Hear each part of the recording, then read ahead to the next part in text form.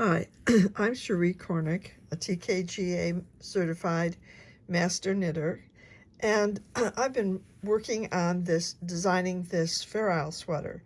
As I got to the neck, I realized some things about designing and fitting a Fair Isle sweater that I'd like to share with you. When we're working with just a stockinette stitch sweater, we can focus all of our energy on the fit part of it. But once we get into a Fair Isle sweater and design, the motifs are so obvious to us, we have something else to consider. The pattern is really dominant when anybody looks at it. Our eyes immediately focus on the pattern and the balance within the pattern. So where it doesn't balance, it's kind of like fingernails on a chalkboard or a discord.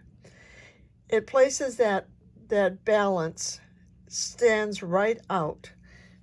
The places that balance stands right out are in the front of the cardigan, on the tops of the sleeves, and on the middle of the back.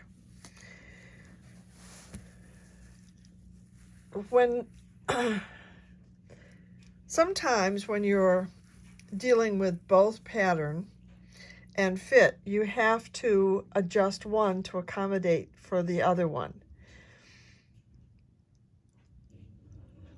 That's what I ran into when I was looking at the neck and the shoulders of my sweater.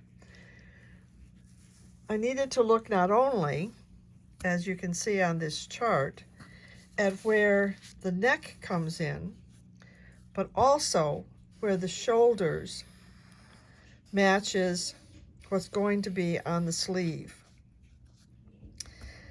As I looked at this, I said to myself, oh, I really don't like the way that I've got points coming this way and this way and this way and this way and this way.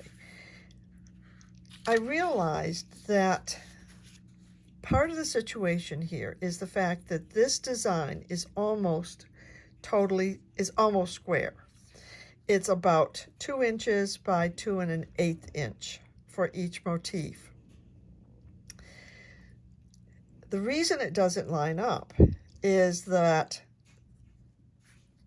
the motif on the sleeve is centered, which it should be, but the motif here at the top comes right up at the shoulder. I thought it was really neat when I first did it and said, oh gee, I don't have to worry about the length of this. I can take the motif right up to here. That'll be just fine. But the more I thought about it, the more I thought, if this were a half motif up here, then it would make the sleeve line up. So I did another chart, and this is what I have now. I like it a lot better. These parts of the stars line up pretty much. These do. They're only about a stitch off. And actually, I'm going to take care of that stitch when I am picking up the stitches along here. I'm going to make them line right up.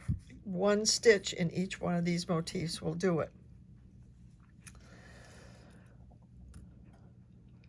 However, this was the problem. When I add 1/2 motif in a 2-inch tall in an 2-inch tall motif, that gives me an additional inch. Well, I can't move the armhole up because I was already up to here. So my questions are, can I make the armhole an inch longer? Do I make the neck an inch longer? Do I move the neck up? The solutions that I decided on, or the adjustments that I decided on, are that the armhole is going to be an inch longer. I went through almost all of my sweaters, measured the armholes, tried them on, decided whether the fit was okay, and the inch more in the armhole shouldn't be a problem. But I really, really didn't want another inch in the neck. I wanted a pretty close fitting crew type neck. So I decided to move my neckline from this point up to this point. It's going to come in the halfway through a motif. I'm not as wild about that. I'd like it if it ended up right here, but I think I can live with that quite well. So now the situation is, how do I shape it? Just about most of the things that you read will say that the width of the back neck ought to be 1/3 the distance from the shoulder from one shoulder to the other. Well, on this pattern, that came out to be 48 stitches on the shoulder, and this is only showing one motif of it. It's not trying to show the whole shoulder. 48 stitches on one shoulder, 49 stitches in the back neck, and 48 stitches on the other shoulder. Well, that's also fine. That will work out real well. But even more important than that is the fact that the front shoulders have to match the back shoulders. So that became a little bit of a problem for me. And they have to match, for one thing, because we're sewing them together. In this case, I'm going to do a 3-needle bind off. I've got to have the same number of stitches in each place. But it's a little bit of a problem because in laying out this pattern and making it fit my body, I have one more motif on the front than I do on the back. So I have more stitches. If I have 48 stitches over here on the front shoulder and 48 stitches over here on the back shoulder, on the left shoulder, I end up with 64 stitches in between. But I think that's going to be okay, because by the time I get it rounded around, it will fit nicely, and it'll be about at least 6.5 inches and maybe closer to 7 before I put the 1-inch ribbing in. So now that I've come to all those conclusions, this is the chart for what I'm going to be doing.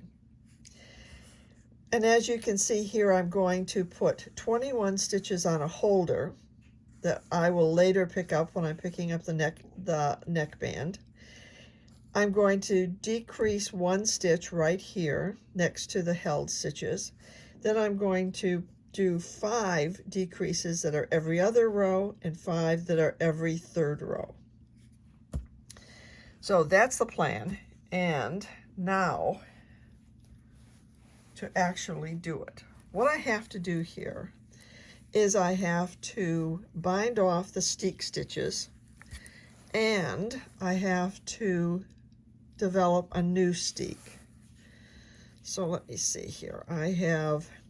I did not knit all the way to the end so I wouldn't lose my markers.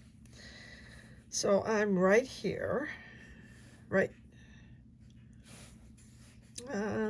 am right here. So I have 5 green stitches,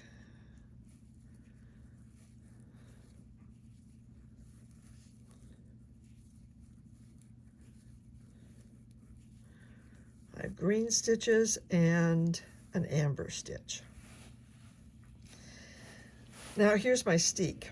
I'm going to bind off all of the steek stitches and then put the ones on the right front on a holder and then continue around. So I have 11 stitches to bind off. I'm going to bind off in pattern so that it doesn't really matter because the yarn's going to be broken anyway. I'm just going to bind off with a background color. I'm going to just kind of weave in my pattern color, so I'm just not left with a, guess I better, there's my last stitch. Okay, here's my first steek stitch.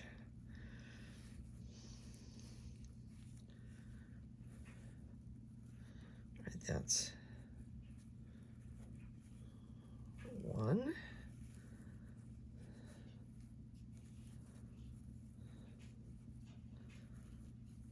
2,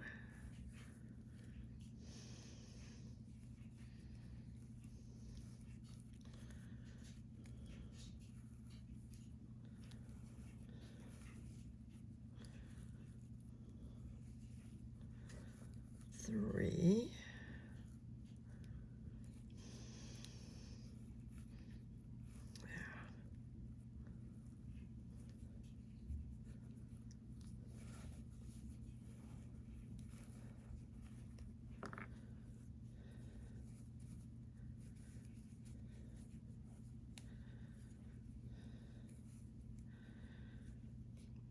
I haven't been counting. That was 5 stitches. Okay.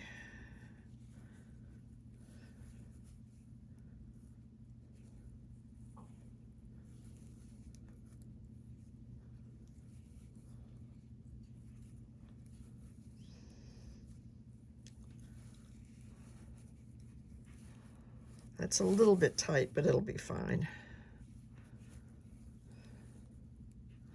This is going to get folded back.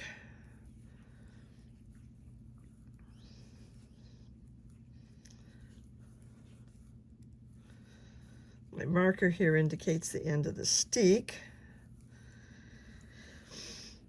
And the next stitches are going to be put on a holder. So I am going to just take that first stitch and put this, bind this stitch off over the top of it.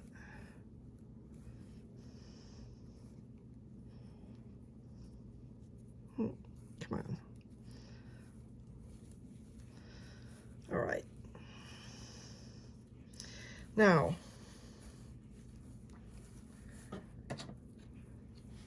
this shows the other side. This shows the left front. But I'm taking 21 stitches and putting them on waste yarn. 1, 2, 3, 4, 5, 6, 7, 8, 9, 10, 11, 12, 13, 14, 15, 16, 17, 18, 19, 20, 21 stitches. All right, those are going on my waste yarn. I'm just going to do a little square knot here to hold it in place. It probably wouldn't slip out. I'm using cotton.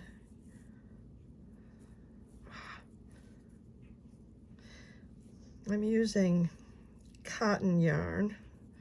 It's nice and smooth.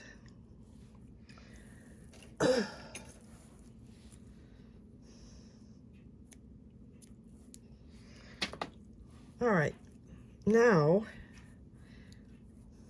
both of my yarns that I was working with need to be broken because I can't take that across there. That wouldn't be good.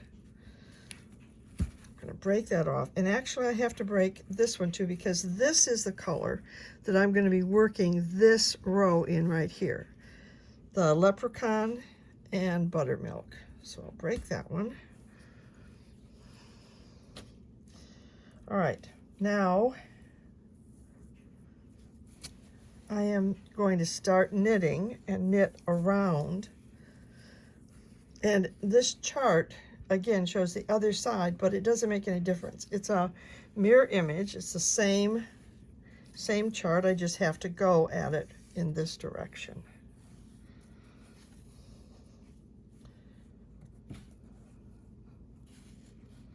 So my first stitch is a knit 2 together. And that, the color of that is leprechaun.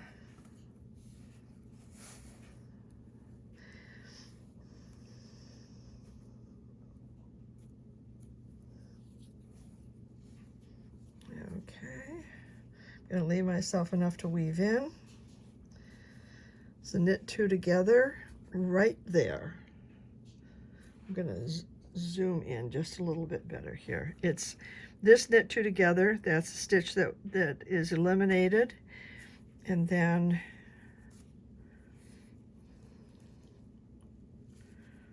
buttermilk,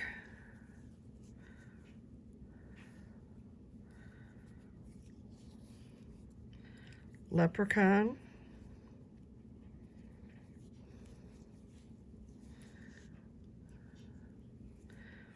buttermilk, and it looks like my chart has a white space. It's not intended to be there. These are all buttermilk. I'm going, so you can see here what I have. I have the entire steek bound off. I have these stitches on a holder. I'm going to knit all the way around, and when I come back to this side, I'm going to stop right here. I'm going to knit, excuse me, let me guess. So I'm going to say that one more time. So I have the steek bound off. I have these stitches on a hold. I am going to knit all the way around. When I come back to this side, I'm going to knit 2 together right here, or a slip knit actually. I'm going to put these stitches on hold, and then I'm going to cast on a new steek that will bring these 2 together and allow me to continue to knit in the round. So I'm going to stop this video, do the knitting of the round, and show you the end in just a few moments.